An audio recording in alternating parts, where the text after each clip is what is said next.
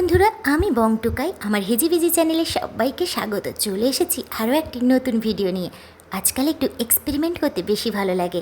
প্রথমে এখানে আদা রসুনের পেস্ট নিয়ে নিয়েছি, যেটা একদমই ঠিকঠাক বাটা হয়নি। আমার কিছু করার নেই, মিক্সি প্রবলেম।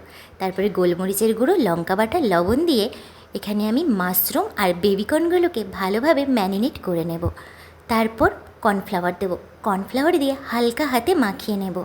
এখানে যে আমি শুকনো লঙ্কাটা ব্যবহার করেছি, মানে যে লঙ্কা বাটাটা, ওটা ছিল শুকনো লঙ্কা, যেটা আমি বীজ ফেলে বেটেছিলাম।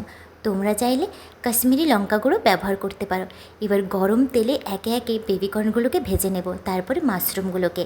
বেবিকর্নগুলোকে আমি ডবল ফ্রাই করব, তাই প্রথমে বেবিকর্ন ভেজেছি, তারপরে মাশরুম, তারপরে আবার বেবিকর্নগুলোকে গরম তেলে ভেজে নেব লাল লাল করে। লাল লাল করে বেবিকর্নগুলোকে ভেজে নিয়ে ওই তেলের মধ্যে একটা স্টার আর আদা রসুনের কুচি দিয়ে দেবো। ওগুলো হালকা লাল হয়ে এলে এর মধ্যে লঙ্কা বাটা দেবো। ওই লঙ্কা বাটাটা আবার রিপিট করলাম। তারপরে একটু ভিনিগার দেবো, দিয়ে লঙ্কাটা ভালোভাবে কষিয়ে নেব। তারপরে এর মধ্যে পেঁয়াজ আর ক্যাপসিকাম দিয়ে দেব, দিয়ে এর মধ্যে সস দেবো, টমেটো সস আর সোয়া সস আর রেড চিলি সস। তোমরা রেড চিলি সস স্কিপ করতে পারো। তারপরে গোলমরিচের গুঁড়ো, স্বাদের ব্যালেন্সের জন্য চিনি, আর গ্রেভিটাকে গাঢ় করার জন্য কর্নফ্লাওয়ার গোলা জল দিয়ে তারপরে এর মধ্যে বেবিকর্ন আর মাশরুমগুলো দিয়ে হালকা নাড়িয়ে নিয়ে টেস্টটা কিন্তু চেক করে নেবে লবণ ঠিক আছে কিনা। তারপরেই কিন্তু রেডি বেবি মাশরুম চিলি।